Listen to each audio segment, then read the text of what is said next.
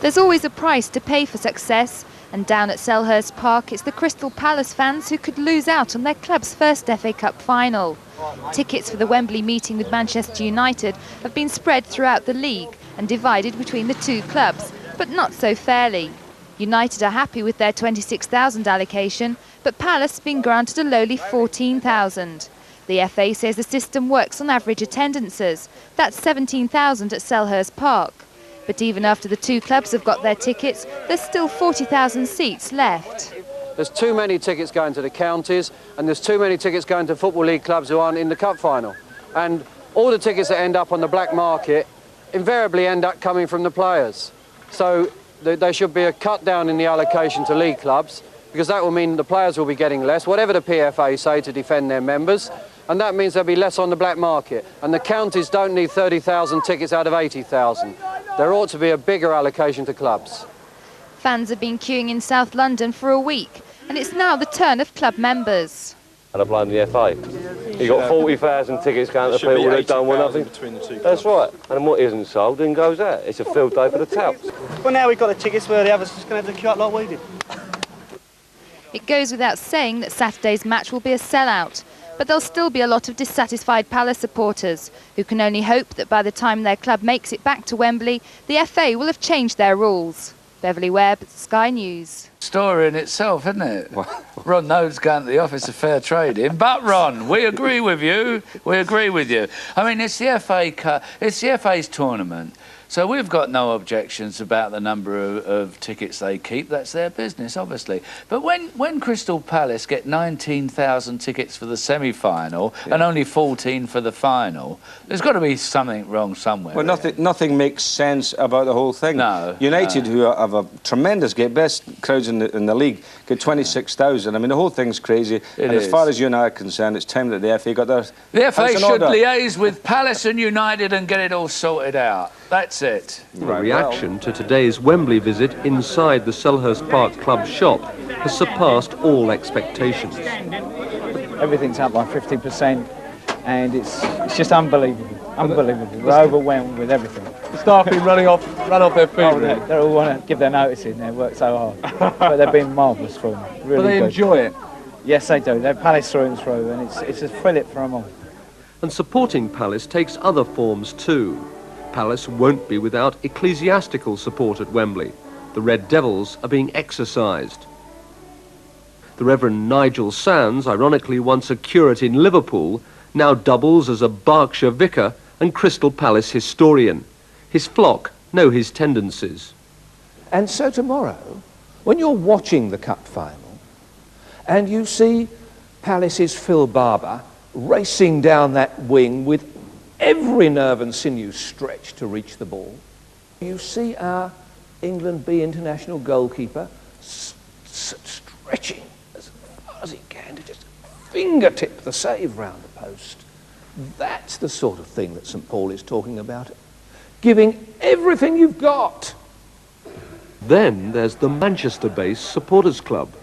Well, Palace is a friendly club, and us Manchester City fans are known as being brilliant sportsmen, and we've got a nice affinity with Crystal Palace, and I hope they win the cup, purely because I like Crystal Palace as a club, and if they could manage to win by 5 or 6 clear goals, I will cheer every one of those goals. Purely from a sporting point of view, you understand. I'm not looking at it as a thing, say, oh yeah, I played at a Wembley final and I lost. I mean, me personally, the way I think and the way I want to progress in football and try and get international honours is win the cup. I've got to win it. I mean, anything less is no good to me. I'll give you a lift, man, but too many in the car. Great. Well, the past couple of months, he's been the only one in our side shocking it out. Been doing the business. Lovely fella. Bit on the militant side. Player of the year this year, made the 12th, we see who's the top man. I think it'd be Andy. Andy Gray. Finish on that note. Andy Gray, the power pack. Meanwhile, in Croydon, the countdown to kick off is well underway. Less than 48 hours to go and Croydon is beginning to take on a carnival atmosphere. The bunting is out, the flags are ready, red and blue decorations are springing up everywhere. The Mayor Councillor Dudley Mead says Palace at Wembley is as good a reason as any for the town to celebrate. He's laying on a civic reception at the Fairfield Halls on Sunday, whatever the result. I think they've got a good chance. I mean, if they can come back from losing 9-0 to Liverpool and turn that round, I think they can beat anyone. If they win, well, it'll be madness in Croydon. Absolutely. Well, when they win, of course. 95.8 FM, London. This is Capital Drive Time. It's 4:45 and just 2 days to go till the big kick-off at Wembley. Hi, this is Mark Bride. And Ian Wright. And this is Capital Drive Time with David Jensen. All right. Yeah, we'll be all right when the Eagles lift the FA Cup at 4:45 on Saturday afternoon. Eagles! And watch out for this one in the network chart this Sunday.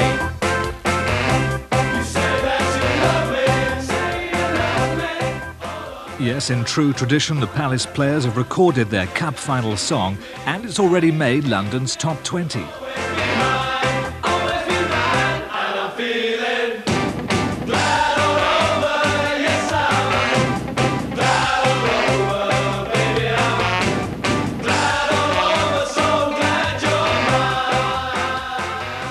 When it comes to Palace, DJ David Jensen has a confession to make. Yeah, president of the Palace Club, and I've been so for the last 6 seasons. Yeah. So, a very important weekend for you. Well, it's been on my mind, as you can imagine, ever since the memorable match against Liverpool at Villa Park. And like all Palace fans, I've been thinking about nothing else and have already started to suffer from restless nights and what have you. There is a tremendous team spirit at Selhurst Park now, isn't there? Well, I hope so. I hope it's something we've been working on. Like we like to call it a community spirit because we like to think we've involved all the local people as well. Yeah.